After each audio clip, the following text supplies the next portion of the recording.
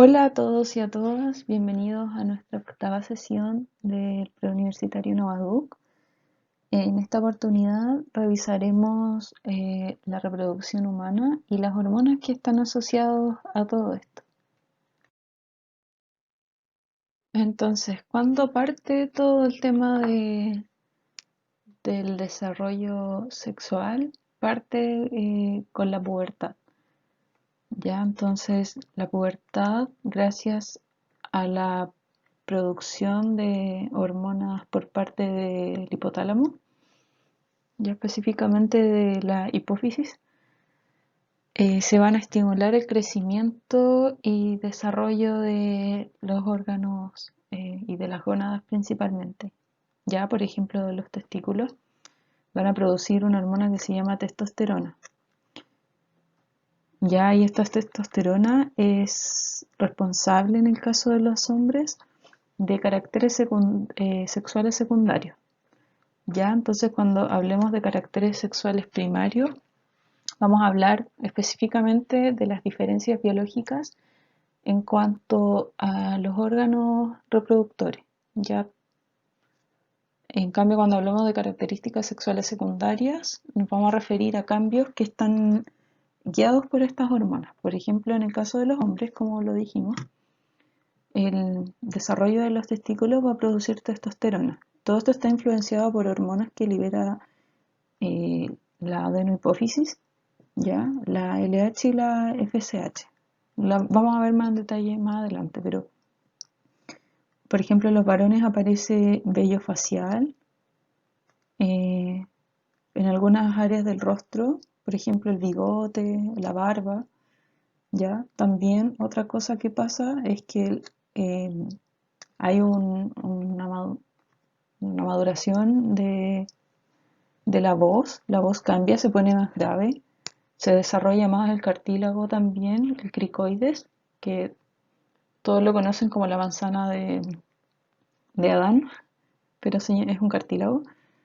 También hay cambios en cuanto al cuerpo, hay un mayor desarrollo de óseo, hay también mayor crecimiento en longitud, desarrollo muscular, el pene también aumenta de tamaño, los testículos se agrandan y también descienden, y aparece vello púbico, como también aparece vello en las axilas y algunas glándulas empiezan a funcionar, como las glándulas axilares. En cambio, en el caso de las niñas, de las mujeres, estamos hablando del sexo biológico, recuerden. Eh, el ovario va a producir algunas hormonas como los estrógenos, que tienen que ver con la, por ejemplo, aparición de las mamas, ya, crecen las mamas, también cambia la voz, también hay zonas donde empieza a acumular grasa, como por ejemplo en las caderas, también surge vello púbico, vellos axilares, también las zonas genitales se engruesan y también hay un mayor desarrollo muscular. Ya entonces cuando hablamos como de todas estas características visibles que pasan, en la pubertad están influenciadas por estas hormonas y son características sexuales secundarias. Se podría decir que la pubertad es como el paso de la infancia hacia la adolescencia. Y recuerden que todo esto está dado por el desarrollo hormonal de estos adolescentes. Como habíamos hablado en clases anteriores, aquí, bueno, vamos a retomar el concepto de meiosis, específicamente en este proceso llamado gametogénesis. ¿Ya? ¿Y qué es la gametogénesis? Es la producción de gametos diferenciados a partir de gonias mediante la meiosis. Las gonias son células que son precursoras de estas células sexuales, del espermatozoide en el caso de los hombres y del ovocito en el caso de las mujeres. ¿Ya? Entonces, por ejemplo, en el caso de los hombres vamos a decir que son espermatogonias, quiere decir que son las células precursoras, ¿ya? Y en el caso de la ovogénesis vamos a decir que son ovogonias. Entonces, tenemos esto al final, en el fondo son meiosis, ¿ya? Entonces, recuerden algunos conceptos de que de una célula vamos a terminar con 4 células haploides. Recuerden eso, haploides. ¿Qué quería decir haploides? Que tienen la mitad del material genético que la célula que lo inició. Entonces vamos a ver primero que están estas células germinales, que por lo general esto ocurre en el desarrollo embrionario, ¿ya? Entonces están estas células en el feto que a través de una fase proliferativa se multiplican por mitosis, perdón, y se van a empezar a diferenciar, por ejemplo, aquí en espermatogonia, ¿ya? Y luego crecen, entran en una fase de crecimiento. Recuerden cómo sucedía todo esto en el ciclo celular. Esta célula entra en su ciclo y luego vuelve a tener otra mitosis. ¿Ya? Entonces se generan los citos, por ejemplo, espermatocito u ovocito de primer orden. Y aquí empieza la meiosis. ¿Ya? Entonces, aquí va a ocurrir la primera división meiótica. En el caso del ovocito es distinto a lo que pasa con el espermatozoide en estas divisiones porque finalmente lo que va a pasar es que se genera solo una célula. Ya, recuerden que se dividía en dos primero la célula y aquí se va a formar un corpúsculo polar en vez de otra célula. ¿Ya? ¿Cuál es la función de este corpúsculo polar? Perdón. Finalmente, eliminar el material genético que nos sobra. ¿Por qué? Porque nosotros recuerden que queremos llegar a una célula haploide. Esa es nuestra meta. Entonces no necesitamos tener tantos ovocitos. ¿Por qué? Porque como lo habíamos conversado anteriormente, el ovocito es la célula que va a tener todo el almacenamiento nutritivo que va a necesitar el futuro embrión para desarrollarse. Entonces no tenemos que crear células más pequeñas, solo necesitamos eliminar el material genético. Entonces este corpúsculo polar es ADN sobrante que se va a botar. ¿Ya? Y seguimos con nuestra célula que va a después seguir dividiéndose. En el caso del espermatocito, que es nuestro espermatocito primario, el que va a entrar en la primera meiosis, lo que va a pasar acá es que se va a dividir en dos células. ¿Ya? Se divide en la primera meiosis. Recuerden que estábamos hablando que todo esto ocurría en el desarrollo embrionario, ¿cierto? Pero aquí vamos a encontrar una diferencia que en el caso de las mujeres lo que le va a pasar al ovocito es que va a quedar detenido en profase 1. ¿Ya? Entonces este bebé va a nacer, va a desarrollar su infancia y luego se va a retomar esta profase 1 en la cuando llegue el primer periodo menstrual, la menarquia, se retoma todo esto por la acción de las hormonas, ¿ya? Entonces, esto va a pasar años en que este proceso va a estar en stand-by. Luego va a venir las siguientes divisiones meióticas y vamos a finalmente terminar con un ovocito estancado en metafase 2, ya con 3 corpúsculos polares. O sea, de una célula de una célula de acá, está aquí, vamos a sacar solo una célula, ya un ovocito. Y se llama ovocito 2 porque queda después en metafase 2. Y en cambio, en un espermatozoide, vamos a que de este espermatocito primario, que era nuestra célula inicial, o nuestra espermatogonía, vamos a sacar 4 células. Ya, pero estas células van a ser haploides. La diferencia está en que, recuerden, aquí de una célula vamos a tener solo una y va a quedar estancada primero en profase 1 y luego en la adolescencia se va a retomar en metafase 2, pero estos ovocitos secundarios van a estar en metafase 2 hasta que se fecunden. Ya en cambio los espermatozoides, también en la adolescencia se va a producir el desarrollo de estos, pero van a entrar también en otro proceso de diferenciación que se llama espermiohistogénesis. Ya entonces, de una célula vamos a obtener 4. Recuerden que el fin de la meiosis siempre es generar células haploides, es decir, con la mitad del material genético. Entonces, los espermatozoides se producen en los testículos. Ya, entonces vamos a encontrar que los testículos van a producir testosterona, van a funcionar como glándula endocrina y también van a producir estas otras células, ¿ya? Entonces es una glándula mixta, se podría decir. ¿Dónde se forman estos espermatozoides? Aquí nosotros encontramos que este es un corte de un testículo, un corte longitudinal, y vamos a ver aquí se ve que están los túbulos seminíferos, ¿ya? Todo eso que está enrollado ahí. Esta imagen que tenemos acá es el corte de un túbulo seminífero y vemos que tiene distintos tipos de células.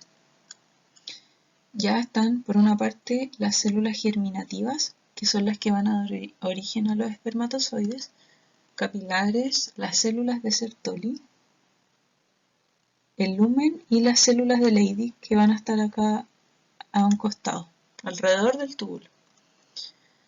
Ya entonces, ¿qué van a hacer estas células de Leydig, estas que están aquí abajito? Estas son las células que tienen la función endocrina. ¿Ya? Entonces las células de Leydig son las que van a producir la testosterona. Estas células de Leydig son estimuladas por la hormona luteinizante, que ya veremos cómo es la regulación. Pero esta hormona luteinizante que viene de la adenohipófisis va a estimular a las células de Leydig y estas van a secretar testosterona. ¿Ya? Y por otro lado están las células de Sertoli, que son estas células que se ven acá, que en el fondo es como estas células germinativas están dentro de la célula de Sertoli. Ya, por lo tanto, le va a dar este soporte estructural y metabólico a estas células de Sertoli. Estas células de Sertoli son súper importantes porque van a formar la barrera hematotesticular del testículo. Le va a dar, como ya dijimos, un soporte estructural y metabólico a las células germinales, porque estas células germinales están en constantes mitosis y también modificando la estructura de los espermatozoides, entonces van a ser las encargadas de nutrirla, ¿ya? Y darles todos los requerimientos para que puedan hacer esa función. También van a ser muy importantes para la formación del líquido seminal y a su vez van a secretar otra hormona que se llama inhibina. Ya la inhibina tiene un control con la producción de espermatozoides. Entonces, recopilando, las células de Leydig son las que producen la testosterona, ¿ya? Y las células de Sertoli van a dar todo el soporte que necesitan estas células germinales que están acá para producir los espermatozoides propiamente tal. Entonces, la testosterona, además de encargarse de la producción de caracteres secundarios, caracteres sexuales secundarios, también va a ser de suma importancia para la producción de espermatozoides, ¿ya? Y también va a incidir en la diferenciación de estos, un proceso que veremos ahora. Otra cosa que les quería mencionar es que este túbulo seminífero que está acá recae en esta red testicular y luego pasan a esta estructura de acá que se llama el epidídimo. Ya, aquí en este epidídimo es donde se almacenan los espermatozoides. Y luego salen del epidídimo y se forma el conducto deferente y están listos para ser expulsados a través de la eyaculación. Entonces, luego de que se termina la meiosis, los espermatozoides entran en una nueva fase de diferenciación que se llama espermiohistogénesis. ¿Ya? Génesis significa formación de algo nuevo, y esto es tejido, entonces un nuevo tejido, y en este caso sería el espermatozoide. Y es la diferenciación de espermátidas a espermatozoides. Ya recuerden que este es el corte de un túbulo seminífero, este de acá. Ya aquí podemos ir ampliando la imagen y vemos que así se encuentran dispuestas las células. Si nos fijamos bien en la imagen que está acá, podemos ver que los espermatozoides se empiezan a producir en esa dirección. Por lo tanto, esto sería el lumen del tubo seminífero. Ya, entonces una vez que están listos los espermatozoides pueden viajar por aquí hasta llegar al epidídimo, donde van a terminar de madurar para poder completar bien todo este proceso. ¿Cómo funciona? Recuerden que teníamos una célula redondita con nuestros organelos y finalmente tenemos una célula completamente distinta, que es muy hidrodinámica. Ya, entonces podemos ver que pasan distintas cosas. Lo primero que va a pasar es la reducción del tamaño nuclear. Ya, entonces este sería el paso 1. Ya, eso se demora una semana más o menos. Y se reduce el tamaño del núcleo porque se empieza, y además se empieza a condensar la cromatina en el núcleo. Ya, entonces después se va a formar el acrosoma. El acrosoma es una vesícula muy importante para la fecundación. ¿Ya? Entonces el complejo de Golgi forma estas vesículas y se van a llenar de enzimas. ¿Ya? Estas enzimas son capaces de destruir la zona pelúcida del ovocito. ¿Ya? Entonces se forma esta acrosoma que está acá. Lo que después va a suceder, bueno, que esta célula va a seguir perdiendo el tamaño, se va a reducir, va a perder organelos, pero se va a formar un flagelo. ¿Ya? Entonces empieza a desarrollar bien este flagelo que podemos observar acá. Se desecha el citoplasma, se vuelve a reducir hasta que finalmente llegamos a este espermatozoide que está acá, después en la semana 5. Y vemos que tiene el núcleo que está súper condensado, gracias a que la cromatina se condensó. Está la zona del acrosoma que está aquí, lo rodea la membrana celular, los centriolos que van a ayudar a la formación de este flagelo, y las mitocondrias van a cambiar también de forma y van a tomar una forma helicoidal y se van a enrollar así aquí en el cuerpo del espermatozoide. Entonces nosotros podemos dividir este espermatozoide en tres partes, ¿ya? Por un lado va a estar la cabeza, que va a estar aquí, que va a estar compuesta por el núcleo, que es la acrosoma. Luego va a estar el cuerpo, que va a estar parte de ello en los centriolos y las mitocondrias. Y luego la cola, que sería todo el flagelo. Ya esto le va a ayudar a dar movilidad a este espermatozoide. Entonces, como podemos ver, esta diferenciación ocurre así, hacia este sentido. En la otra imagen sería así. Ya, entonces, recuerden que las células de Sertoli son las que van a otorgar nutrientes a esta espermátida y espermatozoide.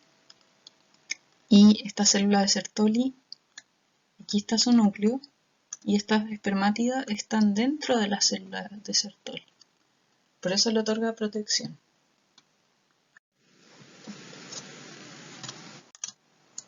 Entonces, ahora ya sabemos cómo se forman los espermatozoides y qué va a pasar con los ovocitos. Bueno, tenemos que entender cuál es el eje hipotálamo, hipófisis, ovario. Antes de eso hay que ver dónde están los ovarios. Ya los ovarios también son una glándula, al igual que el testículo, que va a producir hormonas. Ya, por lo tanto es una glándula endocrina, pero que también va a producir otras células, por lo tanto es una glándula mixta.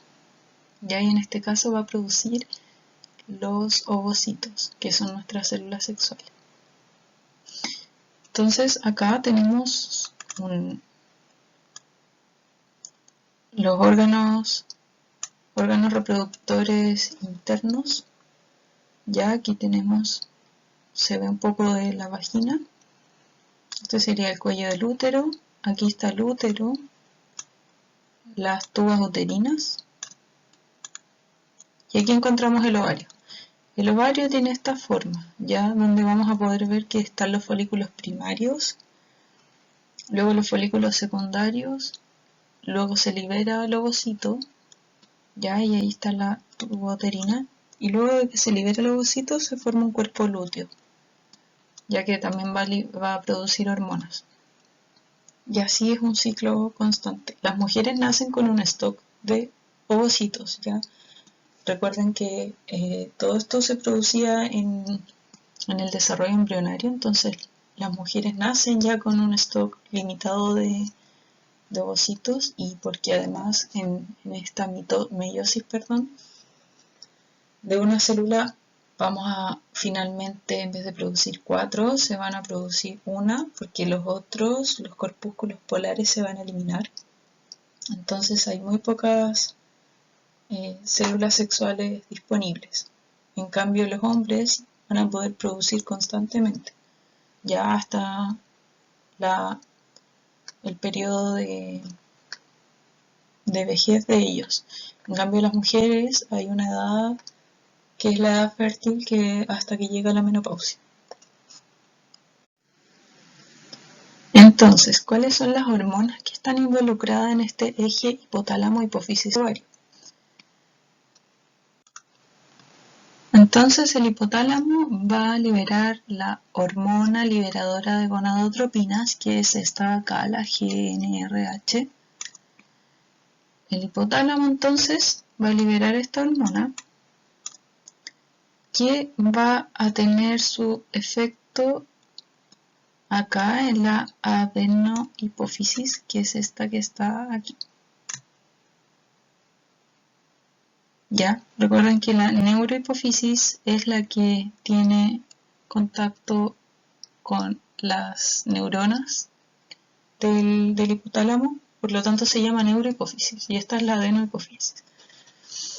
Entonces esta adenohipófisis lo que va a hacer es que va a liberar dos hormonas, ya, la folículo estimulante o FSH y la luteinizante o LH.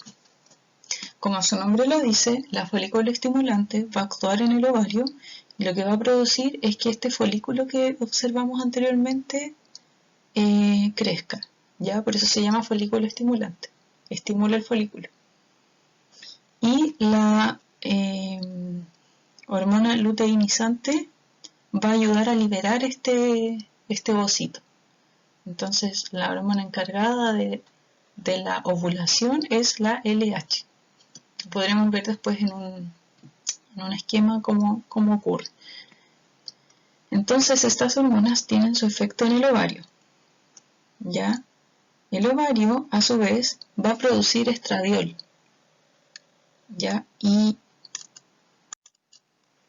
la producción de este estradiol va a tener un feedback positivo, quiere decir que va a ir directamente al hipotálamo y va a producir la GnRH, ya, hormona liberadora de gonadotropinas, que va a producir a su vez más cantidad de estas y se va a estimular su producción. El ovario también puede producir, cuando ya se liberó el ovocito, el cuerpo lúteo, esto que quedaba amarillo en el ovocito, en el ovario, aquí era donde estaba el ovocito antes, este va a producir progesterona, ¿ya? Y esta progesterona va a tener una retroalimentación negativa que puede regular la liberación de LH, ¿ya? Y la puede retroalimentar a nivel de hipotálamo, inhibiendo esta hormona de acá, o a nivel de hipófisis y produciendo que no se libere más. Entonces, nosotros vamos a encontrarnos que hay dos ciclos. Por un lado está el ciclo ovárico y por otro lado el ciclo menstrual, ¿ya? Y el ciclo ovárico es todo lo que va a pasar en el ovario, Y el ciclo menstrual es lo que va a pasar en el útero, específicamente en cuanto al endometrio. Ya, y aquí tenemos este gráfico que nos ayuda a visualizar un poco mejor. Y aquí están involucrados ciertas hormonas, ya, que van a desencadenar este ciclo. Entonces, ¿qué pasa? Ambos ciclos coinciden que parten con el primer día de la menstruación, ya, donde ocurre el desprendimiento del endometrio y se va a producir el sangrado. Entonces, por lo general este ciclo dura entre 5 a 7 días, esta fase del ciclo, la fase menstrual. Se va a desprender el endometrio. Nosotros aquí podemos ver lo que pasa con el endometrio, ¿ya? Y esto que se ve aquí es el grosor del endometrio. Entonces vemos que el endometrio está grueso y que luego se elimina en su mayoría. En cambio, en los ovarios, gracias a la estimulación hormonal que tenía la adenohipófisis, ya a través de la hormona folículo estimulante, va a comenzar a crecer los folículos primordiales. Entonces vamos a tener que la primera etapa de esto se va a llamar fase folicular, ya, y es esta que está acá, donde vemos que el folículo empieza a aumentar de tamaño. Recuerden que en ese folículo están los ovocitos. Ya, entonces esta fase folicular va a ocurrir los primeros 14 días, ya donde va a aumentar de tamaño y vamos a empezar a madurar este ovocito. Ya cuando alcanza la maduración se llama folículo de Graf y está listo para liberar el ovocito secundario. Si nos fijamos acá, vemos lo que pasa con las hormonas, vemos que el estradiol empieza a subir. Ya, y vemos también que la hormona que es la responsable de que esto ocurra es la hormona folículo estimulante.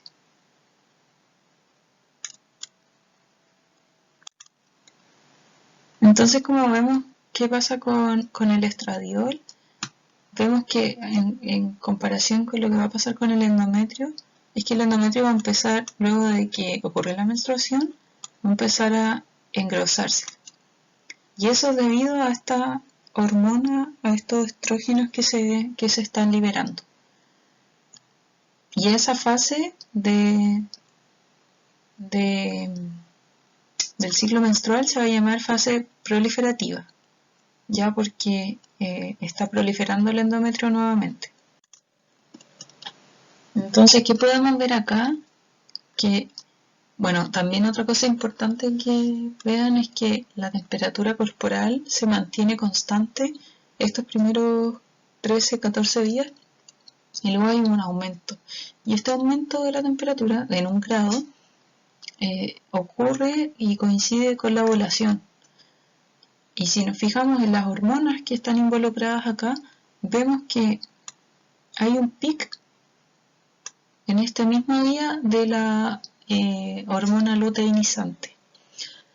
Por lo tanto, la hormona luteinizante es la que se encarga de liberar el ovocito.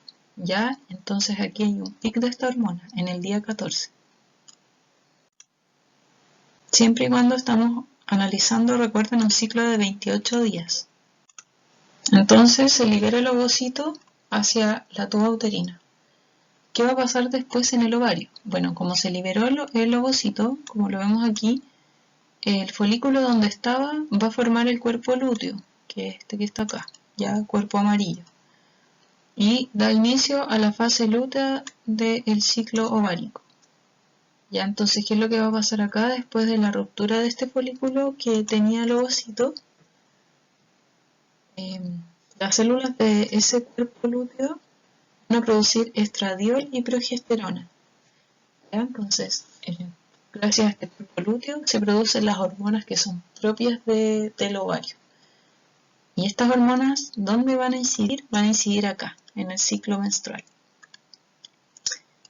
¿Ya? Porque estas hormonas de aquí, que se producen acá, van a incidir en lo que va a pasar acá en el ciclo menstrual. Entonces, como hablamos acá, bueno, en el endometrio teníamos la fase de la menstruación, la fase proliferativa, cuando ocurre la ovulación.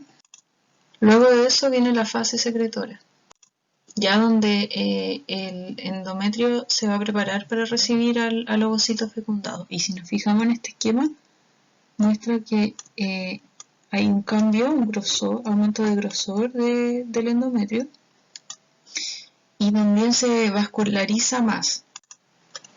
¿Quién va a producir el aumento del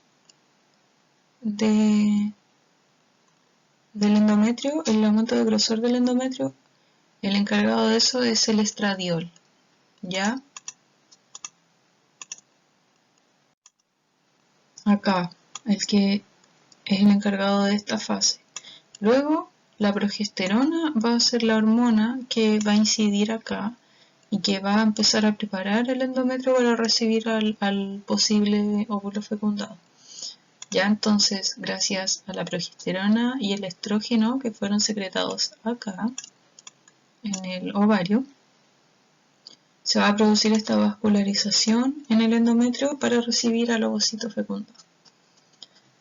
Algo que hay que tener en cuenta para entender este ciclo y calcular los días fértiles, porque ya sabemos que la ovulación se produce por el pic de la LH, ¿cierto? Un pic de la LH entonces va a desencadenar la ovulación. Pero hay que tener en cuenta que los días fértiles tienen que contarse 4 días antes de la ovulación. ¿Por qué? Porque los espermatozoides pueden vivir hasta 4 días dentro del cuerpo de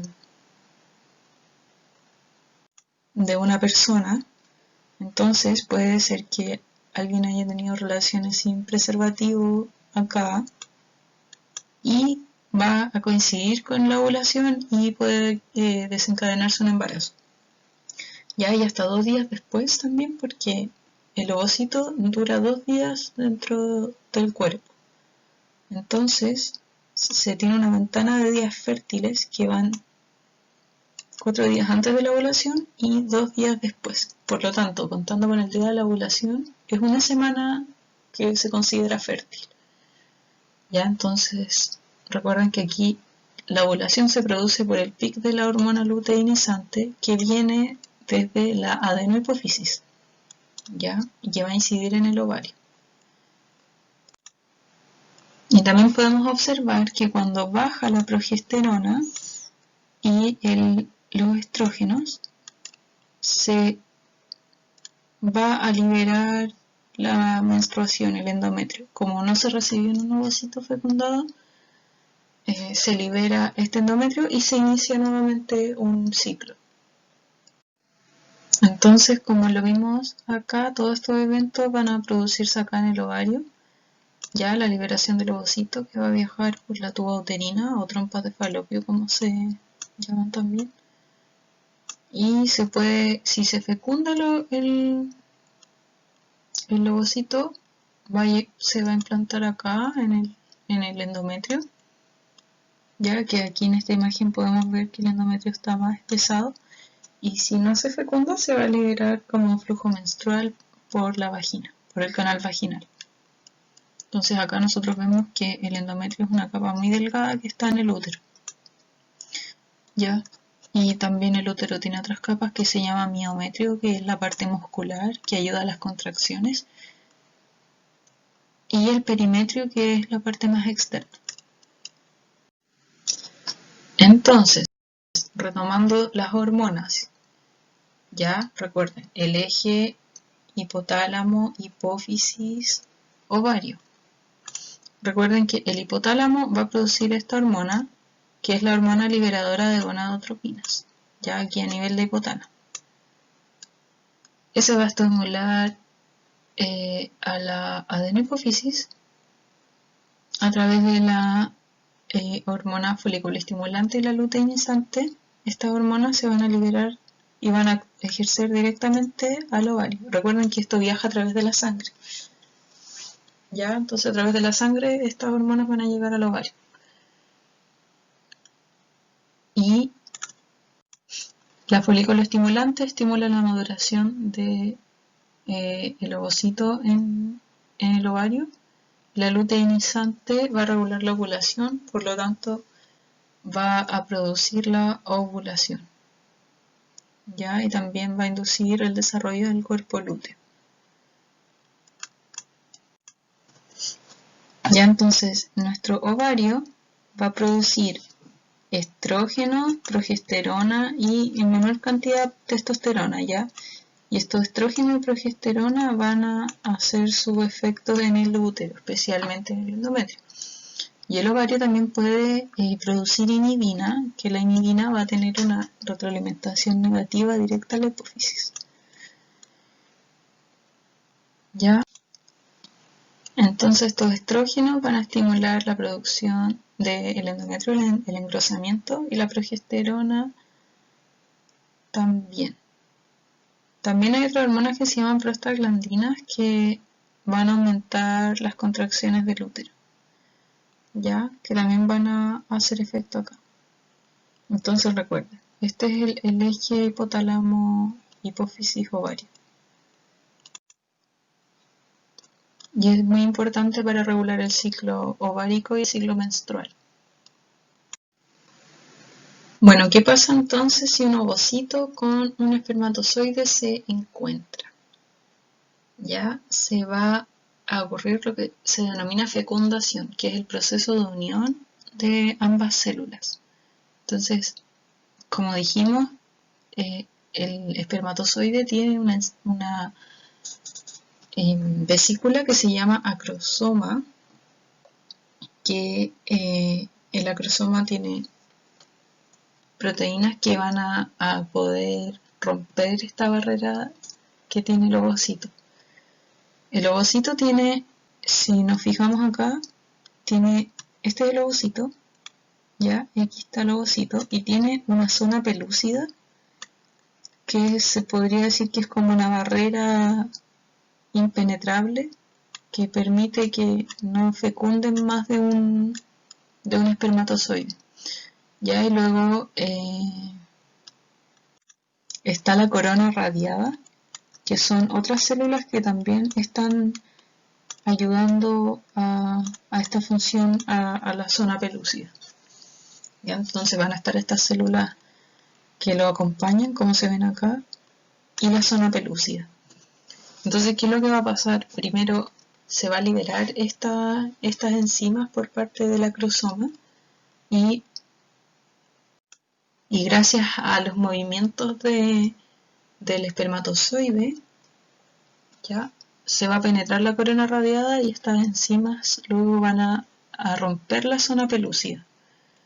¿Ya? Y aquí es muy importante que entendamos que hay proteínas ya en la membrana del ovocito que son proteínas de reconocimiento y son las ZP.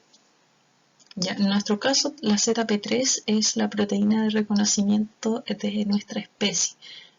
O sea, por ejemplo, nosotros podríamos hacer un experimento de mezclar un ovocito humano de otro animal y va a ser imposible la fecundación porque no va a haber un reconocimiento, ¿ya? De especie. Entonces, el espermatozoide se une al ovocito gracias también a este reconocimiento de estas proteínas de la ZP3.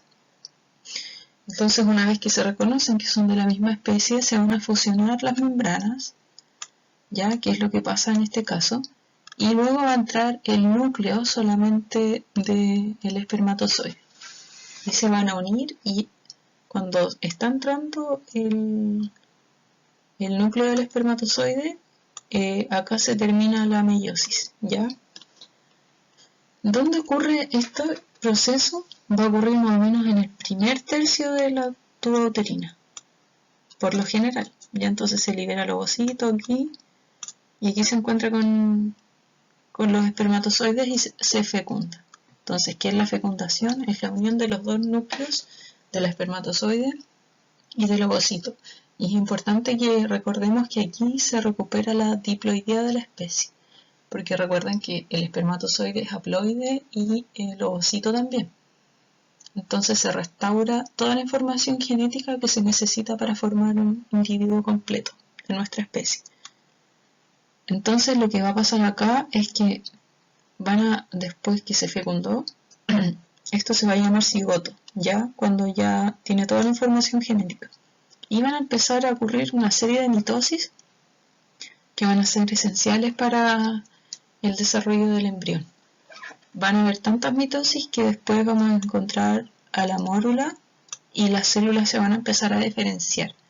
¿Ya? Entonces vamos a encontrar después que están compuestas por blastocistos. Y una vez que ya están medias diferenciadas va a ocurrir otro proceso que es muy importante, que es la implantación. Que aquí es donde este blastocisto se va a implantar en el útero. Y aquí ya ocurre el embarazo. Ya porque se une aquí, se implanta y por un tiempo va a haber una hormona que se va a secretar, que es la gonadotropina coriónica humana, ya que esa hormona va a mantener a estas células primero ahí unidas al endometrio. Y también va a estimular la producción de progesterona y estrógenos, manteniendo este embrión unido al útero. Entonces, ¿qué ocurre en el embarazo? ¿Cuáles son las hormonas que nos ayudan a esto? Como dijimos recién, más o menos en el día 8 o 9 ocurre la implantación. ¿Ya? Aquí esta célula ya se empieza a diferenciar a blastocisto, trofoblasto, embrioblasto. Empezamos a ver que dos grandes grupos de células, hipoblasto, epiblasto, y estos van a dar después origen a la placenta y al embrión propiamente tal. Ya esto es solo para que lo sepan. Se va a formar la cavidad amniótica, etc. Entonces acá, cuando se implanta el embrión, va a penetrar el endometrio. Por eso es importante que esté súper grueso el endometrio, ¿ya? Y ahora podemos entender más cómo funciona el ciclo menstrual. Este endometrio tiene que estar muy grueso para poder recibir de esta forma al embrión. Entonces va a penetrar todo esto y se van a formar estas lagunas que luego van a dar origen a vasos sanguíneos y el futuro de la placenta y todo eso. Pero esta hormona, la gonadotropina coriónica humana, es la que va a ayudar a que esto se mantenga aquí anclado. Y esta hormona se produce aquí. Y esta hormona es la que detectan los test de embarazo. Entonces, al día 9-10, después de haber tenido sospechas de un embarazo, se puede hacer un test y se va a saber si hay embarazo o no. Entonces vemos que estas gonadotrofinas son las que están en mayor proporción durante los primeros meses del embarazo. Y esta la va a proporcionar el útero. ¿Qué va a pasar después? Bueno, vemos que los niveles de progesterona y estrógeno son muy pequeños. Pero a medida que avanza el embarazo, vamos a ver que los estrógenos y la progesterona van a aumentar. Y antes, los estrógenos y la progesterona solo los proporcionaba el ovario, y ahora vamos a ver que la placenta empieza a tomar protagonismo en el embarazo. Ya entonces la placenta al principio solo produce gonadotropinas y luego va a producir también estrógenos y progesterona. Y vemos que al final ya produce mayor cantidad de estrógenos y progesterona que gonadotropinas.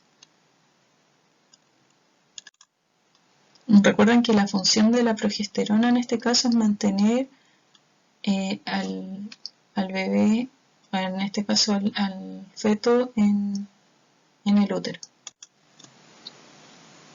Ya entonces la progesterona va a mantener a este feto unido a la placenta y el estrógeno va a mantener el embarazo propiamente tal. entonces vemos que hay un aumento de ellos después de los primeros meses de embarazo. Aumentan hasta que llegan a un pic y luego cuando podemos observar que descienden es en el momento del parto. Ya, porque recuerden que los produce la placenta, entonces como está ausente esta placenta porque se va a eliminar, no va a haber estas hormonas.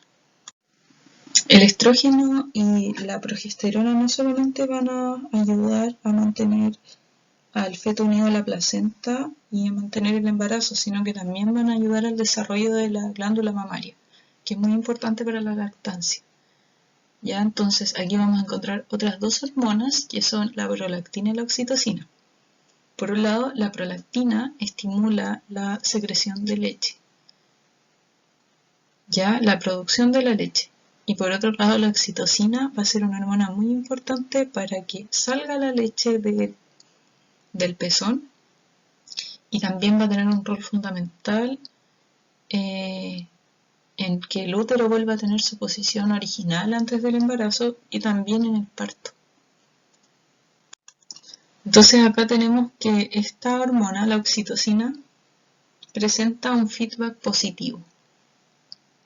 ¿Ya? Y esta hormona, la oxitocina, es producida por la neurohipófisis, ¿ya? No como la prolactina, que es de la adenohipófisis. Entonces, la oxitocina, gracias a la lactancia, por ejemplo, en el pezón hay mecanorreceptores, en esta parte de acá hay mecanorreceptores,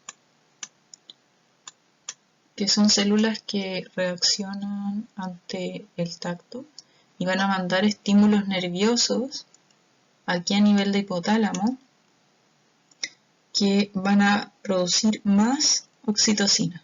Entonces, mientras más se da pecho, más producción y eyección de leche va a haber. Y lo mismo pasa en el parto. También hay mecanorreceptores en el canal vaginal y en el cuello del útero. Por lo tanto, cuando ocurre el parto, el bebé al empujar con un parto normal, al empujar con la cabeza el canal vaginal, se va a producir más oxitocina y por lo tanto va a haber mayor dilatación. Y eso va a producir el parto. ¿Cuáles son los beneficios de la lactancia? Son muy, muy, muy importantes porque tiene un rol fundamental en la adquisición de inmunidad por parte del bebé, ¿ya? Porque la madre, gracias a la lactancia, va a traspasar los anticuerpos. También va a dar mayor nutrición y va a desarrollar de mejor manera el sistema nervioso y también genera apego porque se estimulan zonas del cerebro que a la producción de esta hormona estimulan zonas cerebrales como por ejemplo la amígdala que tienen que ver también con el desarrollo de este instinto materno que le llaman. Pero es todo gracias a esta hormona. Ya entonces la prolactina y la oxitocina son importantes en esta etapa y en el parto. Bueno, ¿y qué hacer para evitar un embarazo? Ya, ahora que ya sabemos cómo funciona el ciclo ovárico menstrual, nosotros podemos prevenir un embarazo. Y no solo un embarazo, sino que también es muy importante que pensemos en las infecciones de transmisión sexual que si bien no van a originar un embarazo, pueden desarrollar otras enfermedades como el sífilis, la gonorrea, el VIH y verrugas, el virus del papiloma humano, etc.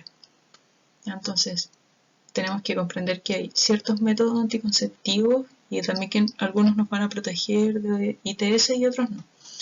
Por ejemplo, están los naturales, que es el coitus interruptus, el método del ritmo, este que está acá. Este se basa en el calendario del ciclo menstrual y ovárico. Entonces se puede predecir el día de la ovulación y se evita por lo general tener relaciones sexuales durante los días fértiles. Otro método es el coitus interruptus, que equivale a intervenir la eyaculación. Las personas eyaculan fuera del cuerpo de la otra Por lo tanto, no hay un contacto, entre comillas, de los espermatozoides porque los espermatozoides salen en la eyaculación, pero no siempre es así. Ya veremos por qué. También están los de barrera, que estos son los de barrera, específicamente el condón femenino y masculino. Aquí tenemos un condón masculino y un condón femenino. Son los que van a ser de barrera y que van a ayudar a la protección contra las ITS. Los otros que tenemos acá no nos van a proteger de eso. Ya por otro lado están las duchas vaginales, los espermicidas, el diafragma, que son de barrera. Aquí está el diafragma. Este se pone en el cuello del útero, que van a impedir que pasen los espermatozoides hacia el útero. ¿Ya? Por otro lado, hay otra forma del control de la natalidad, como las hormonales, que son por lo general las pastillas anticonceptivas, las inyecciones, los parches intradérmicos, los anillos, etc.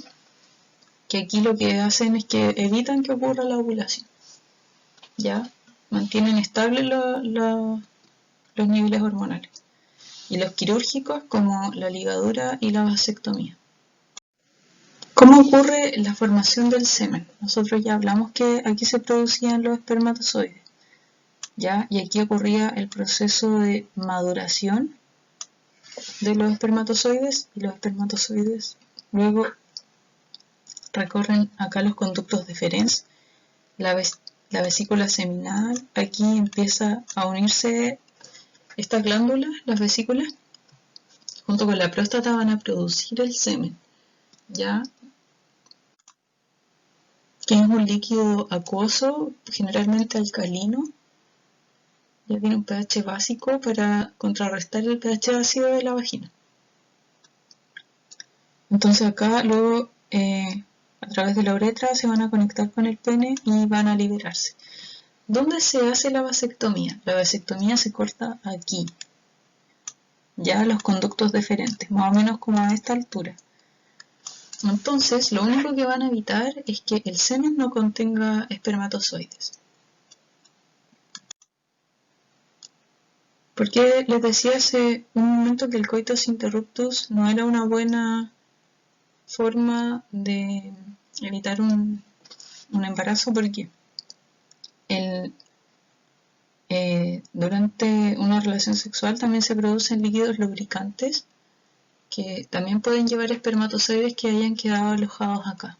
Entonces no es 100% efectivo. Ahora, ¿cómo actúan los anticonceptivos hormonales? Al inyectarse o consumir diariamente una dosis de hormonas, lo que va a pasar con el ciclo menstrual que vimos hace un rato es esto.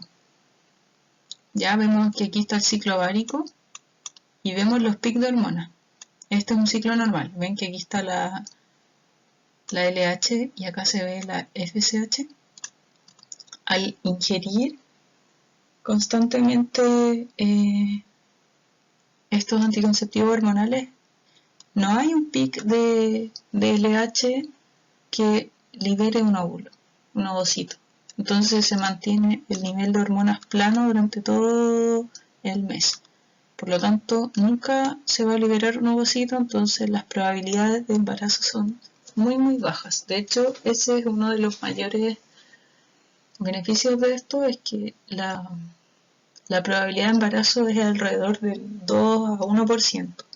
En cambio, un preservativo tiene un 4%, pero los preservativos, como ya lo dijimos, nos ayudan a prevenir ITS. ¿Y cómo funciona el método del calendario? Bueno, se anotan, se tiene un chequeo constante de lo que va pasando en el ciclo. Entonces se marca, por ejemplo, el día 1, que ocurre la menstruación, al día 5, que son los días de sangrado.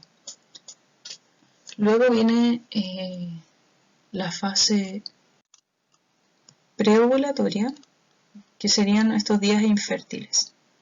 Este método, por lo general, sirve para un ciclo de 28 días. Ya, porque sabemos que la ovulación va a ocurrir 14 días antes del siguiente ciclo. Ya, entonces si son 28 días, va a ocurrir el día 14. Y aquí podemos tener nuestra ventana de la que ya habíamos hablado de 4 días antes de la ovulación y 2 a 4 días después. Entonces se anota cuáles son los días fértiles y estos días no se debe tener relación sin protección. Y por otro lado está el método de Billing, que es un seguimiento a la mucosa vaginal que se libera, que liberan las mujeres. Entonces se puede ver cuáles son los días fértiles dependiendo de cómo sea la consistencia del líquido. Son observaciones al moco cervical. Entonces van a haber días secos que van a ser luego de la menstruación, que serían equivalentes a estos de acá, ya que serían los días seguros. Entonces aquí está la menstruación, los días secos y luego cuando el moco cervical alcanza una forma más acuosa, así como pegajosa como una yema de huevo, son los días que ocurre la ovulación. Ya, entonces después ven nuevamente cómo va cambiando y se tiene un calendario al respecto. Este método de Billing por lo general lo usan las personas que quieren ser padres, ya porque se puede predecir bien cuándo ocurre la ovulación. Algunas personas también lo van controlando con el aumento de la temperatura, etc. Ya, pero estos son los métodos naturales. Bueno, estimadas y estimados estudiantes, esta fue nuestra 8ª sesión donde vimos reproducción humana, ya desde las hormonas que influencian el ciclo ovárico menstrual, pasamos también por las hormonas que ayudan al embarazo, a la lactancia y cómo prevenirlo. Eso, espero que estén bien y nos vemos durante las sesiones en la semana.